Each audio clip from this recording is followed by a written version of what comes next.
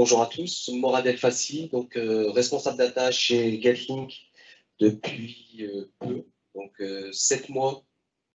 Pour faire vite fait mon parcours, moi j'ai commencé en tant qu'ingénieur développeur chez plusieurs ESN, Sopra Steria, Capgemini. J'ai intégré Publicis en tant que chef de projet CRM, puis responsable BI Data Science chez OVH Cloud, puis responsable data chez Damar, et enfin Head of Data chez Getlink. Donc, plus de 15 ans d'expérience dans la data. Alors, je vais vous présenter un petit peu le groupe Getlink. Ce groupe regroupe les activités des marques commerciales et la plus connue, c'est Eurotunnel. Donc, c'est le leader du transport transmanche de véhicules de tourisme avec Eurotunnel, le shuttle, mais aussi de camions avec Eurotunnel, le shuttle fret. On transporte aussi des passagers via Eurostar. Europort, qui est le premier opérateur privé de fret ferroviaire en France, Electlink. Donc là, on a eu pas mal de publications en ce moment. On fait passer dans le tunnel un câble électrique. Donc, on vend de l'électricité à la Grande-Bretagne. C'est opérationnel. Le CIFCO, qui est le centre de formation privé dédié aux formations du ferroviaire. Donc, on reçoit pas mal de conducteurs de train de Roumanie, d'Italie, d'Allemagne. Ils viennent se former chez nous. Pour les quelques chiffres clés, moi j'en ai d'autres. On est plus de 3400 salariés employés aujourd'hui chez Getlink, au travers, j'allais dire, entre la France et le Royaume-Uni.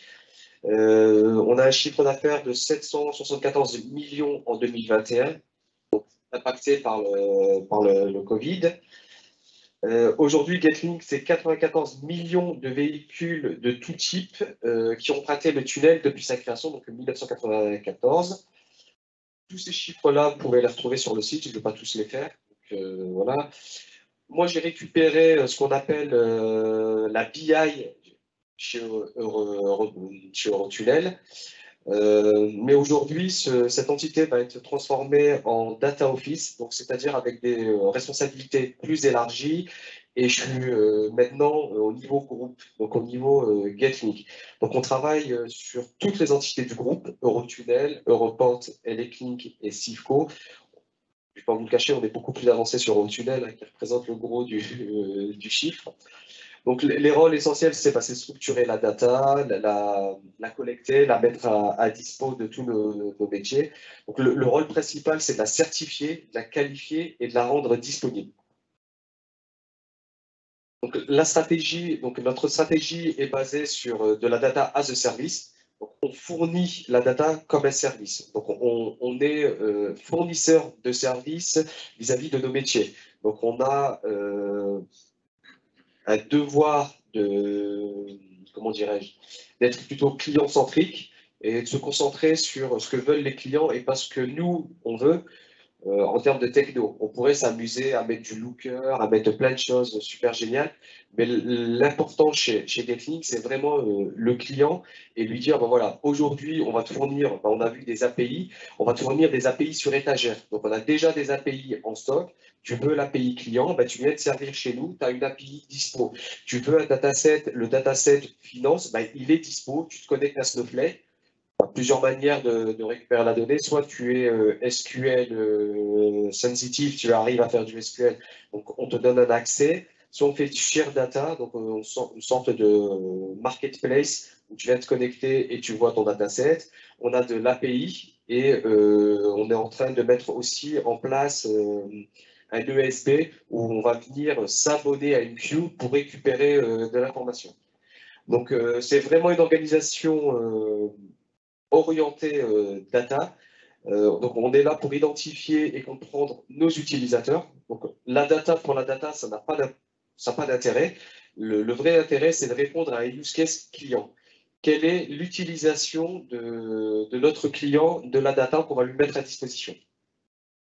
Donc, on stocke tout ça sur une plateforme centralisée,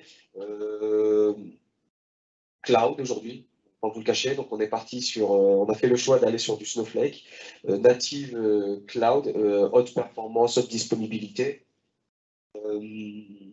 Qu'est-ce qu'il y a encore? Voilà. Donc, on crée réellement des produits à destination de nos métiers. On ne met pas des KPI, des dashboards. On en a beaucoup déjà chez GetLink et chez Rotunnel. On a plus de 1000 applications. Je ne parle même plus des dashboards on est à plus de 3000 dashboards disponibles. Donc là, nous, aujourd'hui, on leur développe une nouvelle base de données moderne, performante et entièrement sécurisée. Donc, cloud native, je l'ai dit. On a choisi d'aller sur le cloud et on a fait le choix d'aller sur du Microsoft Azure. On est partenaire Microsoft, donc on a, on allait dire, tous les produits, tous les services du Microsoft Azure AD, on a de l'Office 365, on est vraiment dans un environnement Microsoft, et je vous expliquerai le choix pourquoi. Et j'allais dire, de nos mantras, c'est rendre la donnée disponible. Alors, ça veut dire quoi? C'est rendre la donnée disponible au bon moment à la bonne personne. Donc, travailler sur un dataset finance et le mettre à dispo de toute l'entreprise, ça ne sert à rien. Vraiment, l'important, c'est d'identifier les personnes qui doivent avoir accès à cette donnée, donc via de la data gouvernance. On l'a dit tout à l'heure, on identifie les groupes, on affecte les bonnes ressources, on essaye de limiter l'accès aux données, notamment données financières, bien sûr, les données RH. Je fais un petit focus sur les données RH. Sur les données RH, on a deux datasets. Il y a un dataset qui est déployé et accessible par tous. Donc, c'est le nom, prénom, matricule du salarié. Et il y a un autre dataset qui est spécifique à la RH où on a la rémunération, on a des choses un petit peu plus personnelles.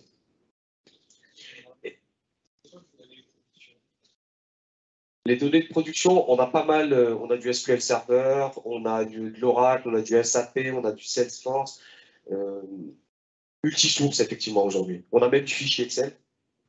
Il y a vraiment, par exemple, il y a de la maintenance qui est faite via des fichiers Excel. Il y a une personne qui passe avec, comment dirais-je, qui longe le chemin de fer et qui note s'il y a des défauts ou pas. C'est fait via un fichier Excel qui est déposé dans un SharePoint et qu'on ingère après. Et la stratégie aussi, c'est de construire quelque chose qui va nous permettre d'aller plus loin que ce qu'on fait aujourd'hui. Donc, on pense à l'avenir et on pense aussi au prédictif. Aujourd'hui, on en fait un petit peu, donc sur du full Azure avec du Azure ML. Là, aujourd'hui, on va aller encore plus loin. On veut faire de la maintenance prédictive, de la détection de voies, de congestion de voies de péage, par exemple, pour anticiper le nombre de cabines qu'il faut ouvrir au péage. On veut faire de la maintenance prédictive sur les blochers. Donc, les blochers, c'est ce qui permet de maintenir les blocs de pierre où il y a les chemins de fer qui sont posés dessus. Donc, on installe des caméras haute définition sur les trains et on essaie d'identifier les micro-fissures ou les boulons qui se desserrent. Donc la data stratégie développée par GetLink s'allie ou se base sur 5 gros piliers. Donc on ne veut pas faire de la data pour faire de la data, on ne veut pas créer un data dépotoir.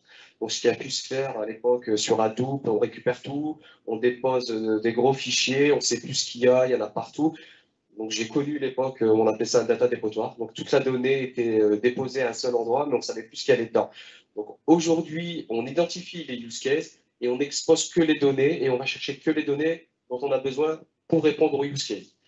On fait de la data gouvernance, donc c'est une gouvernance globale. On met en place ce qu'on appelle une comitologie. Donc il y a un comité de la gouvernance de la data niveau stratégique avec un chief data officer qui est Denis Coutreau. Et on a des comités opérationnels par entité. Et c'est dans ces comités-là qu'on discute de la qualité de la donnée. On identifie de la non-qualité dans une base de données. On voit avec le data owner de cette base de données quelles sont les actions qu'il va mettre en place. Et on le suit dans ces comités. Le data management est essentiellement basé sur l'outil Talend qui nous permet de suivre, d'ordonnancer, d'avoir ce qu'on appelle un data flow, donc un catalogue où on répertorie tous les flux, toutes les bases de données en entrée, toutes les transformations et tout l'ordonnancement. Donc, on sait à quelle heure, quel job est lancé, on connaît les impacts, quelle base de données est impactée et quel KPI au bout sera impacté dans tel dashboard. La data architecture, donc la data architecture, c'est ce qu'on souhaitait mettre en place, c'est une architecture évolutive. On ne voulait pas être marié, bloqué à une archi. On a pensé à une archi évolutive en se disant demain, quels sont les use cases? Qu'est-ce qu'on peut mettre en place pour répondre à du temps réel, pour répondre à de l'IoT, pour répondre à de l'intelligence artificielle? Et le cinquième, et l'un des plus importants, je pense, vraiment, c'est les people et la culture. Ça veut dire quoi? C'est vraiment accompagner les gens à cette transformation. Donc, Getlink qui est en pleine transfo digitale. C'est une vieille dame, hein, Getlink, donc il y a de gros systèmes, il y a beaucoup d'on-prem, et les collaborateurs avaient l'habitude de travailler sur ces systèmes-là. Donc il fallait les accompagner sur le cloud. Donc on a mis en place toute une trajectoire d'accompagnement, de formation et de change. Euh, Tout ça est basé sur ce qu'on appelle la Getlink Data Platform, donc la GDP. Donc la GTP, un slogan qu'on met en place, c'est One Team, One Standard. Donc toute la data de Getlink doit rentrer dans cette plateforme, ce qui permet de créer des synergies, ce qui permet d'augmenter la productivité et de se dire, ben voilà, si j'ai besoin d'une donnée, ben, elle est dans la GDP. Je ne me pose pas de questions, je vais voir dans la GDP. Et si elle n'y est pas dans la GDP, ben, on va la mettre dedans. Donc, c'est fournir un accès rapide et facile à l'ensemble de Getlink, des données de Getlink. C'est permettre à chaque utilisateur d'avoir les informations. Et la data platform est vue comme un service pour toutes les BU et un levier pour revoir et optimiser leur process. Pourquoi? Si la donnée, elle n'y est pas, donc on va mettre en place des workshops avec les métiers et essayer de comprendre où est-ce qu'ils récupèrent la donnée, comment elle est traitée, et remettre à plat tout le process pour que ça soit industrialisé, automatisé. Et on atterrit tous dans la GDP. On a une question sur la data, on a un KPI, on pense GDP. Je voulais de le dire, on se fait accompagner par Axie, Snowflake et bien sûr Talend. On voit le petit logo qu'on a créé spécifiquement pour ça. Alors, les enjeux et les objectifs de la GDP, c'est moderniser et démocratiser un accès sécurisé aux données de l'entreprise en mettant une plateforme data en libre service. Aujourd'hui, ce qui nous intéresse, c'est vraiment de la data as a service. On met à dispo des datasets métiers et vraiment en libre service. Si je suis habitué à utiliser du Power BI, je peux attaquer ce dataset avec du Power BI. Si j'ai du Looker, je peux attaquer ce dataset avec Looker. Ce qui nous intéresse, nous, Data Office, c'est ce qu'on appelle la terre du milieu, la donnée, de la collecte jusqu'à l'exposition. Vraiment la terre du milieu. Après tout ce qui est le data viz, c'est pour faire référence à Game of Thrones. Donc voilà, et on essaie de créer une organisation des données basée sur une approche centrale, Gatling, mais orientée métier. Donc chaque BU aura son propre dataset. Pour fournir une plateforme sécurisée, fiable, ça je pense qu'aujourd'hui on ne se pose même plus la question. Et le challenge qui revient avec le People, c'est mettre en place une organisation, j'allais dire, en place une équipe de gouvernance de la donnée. Aujourd'hui, c'est bien de pousser la donnée, mais il faut s'en assurer, il faut s'assurer de la qualité, il faut la cartographier, il faut communiquer dessus et surtout surveiller et l'enrichir au fur et à mesure. Et le dernier objectif, c'est industrialiser, automatiser la plateforme afin de réduire le temps de mise en production et d'optimiser l'énergie pour délivrer de nouveaux KPI. On le sait tous, quand on a une nouvelle demande pour un nouveau KPI, ce qui est chiant, c'est le time to deliver.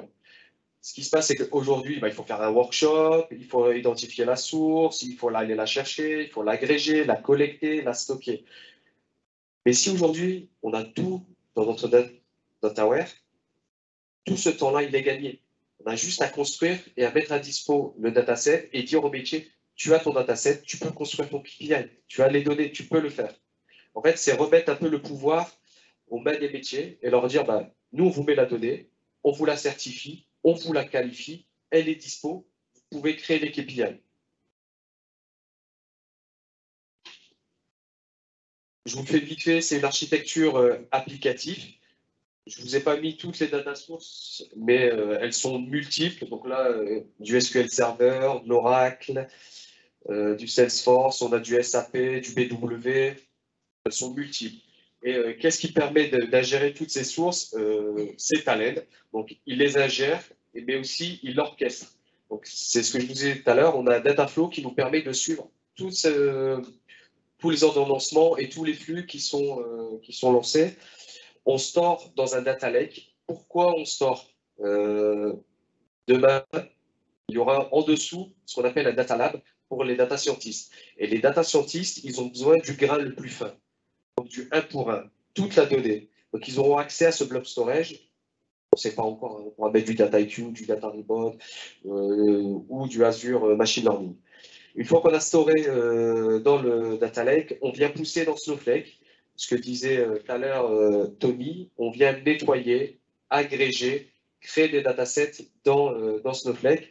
Et puis, une fois que c'est dans Snowflake, on est agnostique.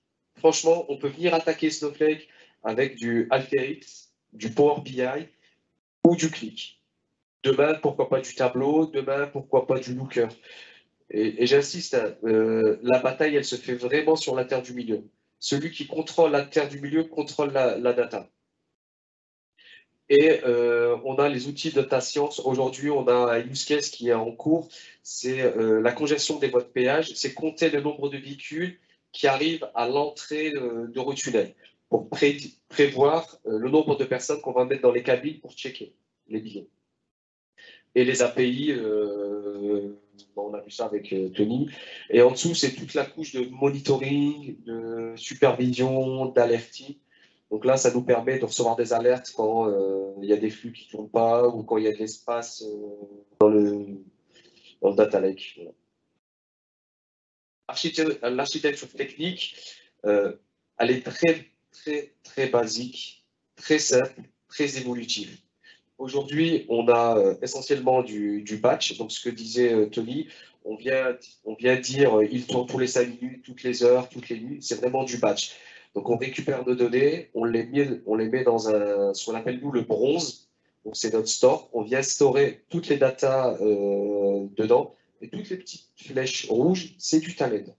On fait tout vraiment avec talent. Et une fois qu'on a mis ça dans le bronze, on vient mettre dans Snowflake. Et dans Snowflake, on a mis 3 schémas. L'ODS, qui est du 1 pour 1, parce que plus tard dans Snowflake, il y a du Snowspark qui est en train d'être développé. Il y a une notion de data science qui est en train d'arriver sur du Snowflake. Donc, j'anticipe. On store aussi les lignes au grain le plus fin. Dans le factory, c'est là où on a nettoyé, agrégé nos données. Et dans le hub, c'est là où on vient partager la donnée. Et pourquoi on le découpe comme ça? Parce qu'on peut sélectionner la taille dans Snowflake, c'est des tailles de t-shirt. Donc c'est du S, L, voilà. Donc pour l'ODS, c'est du S. Pour du factory, ça peut être du L. Pour du hub, si on a vraiment besoin de puissance, on a vraiment besoin de mettre la donnée en temps réel, et on sait qu'on va avoir 3 4 000 utilisateurs qui vont venir attaquer le hub, on peut passer en XL ou en OBXL. Et ça se fait à la volée, à chaud, dans Snowflake. Pas besoin d'arrêter les serveurs. C'est pas juste une question de taille, c'est une question de ressources. Derrière, il y a des ressources. Quand je dis S, le prix n'est pas le même. Voilà. Mais c'est juste pour vous dire que c'est vraiment simple. On passe d'un S à un M avec une seule ligne de commande en SQL. Vous allez me dire pourquoi vous storez la donnée dans du bronze et après dans du Snowflake. Je me pose la question, je vais vous répondre. Demain, j'ai un souci avec Snowflake, ça ne marche pas, ça ne répond plus à mes besoins. J'ai mes données dans mon bronze. Je peux déployer un Synapse, full Microsoft. Je peux déployer un Databricks. Voilà. J'ai vraiment une architecture évolutive, agile, et j'anticipe tous les pépins qu'il peut avoir demain, on se rend compte que Snowflake, effectivement, ça marche très bien pour de l'analytics, mais ça ne marche pas pour de l'IoT et ça ne marche pas pour du temps réel. Je déploie un Databricks, ça marche très bien, c'est un peu cher. Il faut des personnes pour le manager, mais demain, je suis capable. J'ai juste à déplacer ma petite flèche, je pousse dans un Databricks, ou Synapse, ou autre. Vraiment, toute cette architecture est évolutive, simple, et se fait quasiment uniquement avec du Talend et du SQL. Donc, en termes de compétences, du Talend, on en trouve pas mal maintenant aujourd'hui. Du Snowflake, ça commence à venir, mais comme c'est du SQL, on peut former les personnes en une journée. Axi a formé toutes mes équipes et a formé ses collaborateurs en une journée. Donc, ils sont capables d'utiliser du Snowflake. Donc voilà, l'architecture technique, très. J'insiste, moi, ce qu'il faut retenir, c'est vraiment avoir une architecture qui vous permet d'évoluer et de répondre aux besoins de demain. Il faut qu'elle soit la plus simple, la plus agile et qu'elle permette d'évoluer avec vos cas d'usage. Pourquoi Talend? Je fais un peu de pub, parce que c'est grâce à eux que mes projets fonctionnent, donc je peux aller les vendre au COMEX et avoir encore plus de sous pour les nouveaux projets. Talend est reconnu, comme disait tout à l'heure Yoni, comme un des leaders sur les plateformes d'intégration. Donc là, Magic Quadrant 2021. Alors, je ne parle même pas des connecteurs. Donc, ils sont tellement nombreux que moi, je peux citer Kafka, Salesforce, SAP BW. C'est franchement illimité. Ils sont natifs. Pas besoin de développer ses propres connecteurs. Tout est disponible. Un studio de développement unifié, on l'a vu, tout se fait dans le studio et tout se contrôle dans la TMC. C'est simple, c'est clair. Chez moi, il n'y a qu'une personne qui fait la TMC. Pas besoin d'avoir une équipe de data engineer ou de 6DBA ou d'admin. Une personne est capable de le faire. C'est une administration centralisée, ce que je te disais, et c'est une solution robuste. Aujourd'hui, on pousse des millions de lignes avec Talend et ça fonctionne très bien. Et je trouve que c'est une interface assez user-friendly. J'ai été développeur, donc j'ai développé sur des solutions comme, je ne sais pas si j'ai le droit de citer, DataStage, DBM ou Informatica, où c'est vraiment, vraiment compliqué. Là, c'est super, super simple. Et ça me permet de répondre à l'un de mes objectifs, c'est rendre la donnée disponible.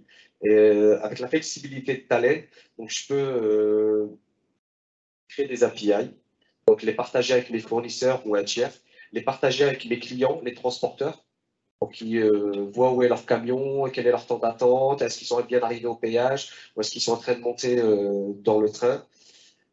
Voilà, donc, je vous ai résumé un petit peu, c'est une plateforme qui est scalable. Les coûts, nous on a réduit les coûts parce qu'on avait DataStage avant. Donc on a pas mal réduit les coûts et surtout c'est prévisible. Donc je sais ce que je vais payer l'année prochaine et, et je sais ce que je vais payer dans 2 ans aussi. Il n'y a pas de surcoût, il n'y a pas de coût caché, c'est clair. On reçoit, on prend l'offre qu'on a choisie et le coût est clair. Il n'y a pas de surcoût. Et on a surtout une liberté de construire et de grandir. On peut passer du prototype, ce que montrait tout à l'heure Tony, de la dev à la pré-prod, à la prod. Donc c'est vraiment du prototype à la fabrication et très, très, très facilement. On a quelques difficultés, effectivement. Donc, c'est au départ, on n'avait pas ce système que vous a expliqué Tony de flux générique où on avait affiché une variable et on venait identifier la base de données et toutes les tables et on créait qu'un seul flux. Non, avant, on faisait un flux par table. Donc, Tony s'amusait à faire un flux par table. Donc, si dans la base de données, il y avait 100 tables, ben, il faisait 100 fois le même flux, juste en changeant le nom de la table.